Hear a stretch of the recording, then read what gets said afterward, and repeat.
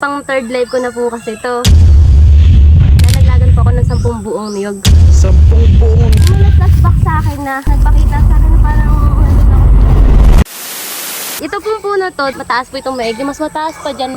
Halos hindi na humaabot ng pang harabas. Kaya ako walang naglulukad na. Nung pagpunta pa akong tubigan, pang third live ko na po kasi to. Yung last na ito nangyari sa akin, nalaglagan po ako ng 10 buong niyog sa ulo. 10 buong niyog? Yes. Bumagsak po sa'yo?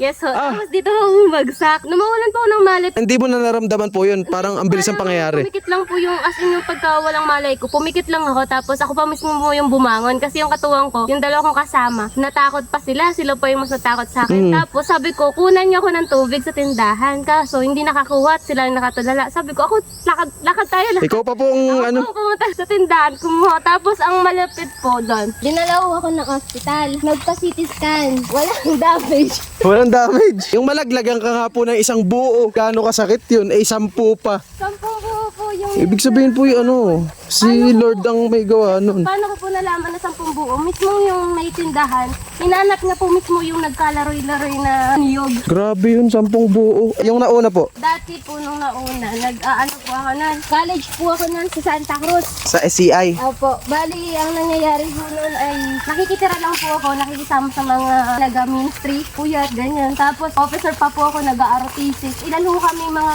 nakitira doon, ay yung pinaghahatian namin, 3 pirasong potlong, ganyan.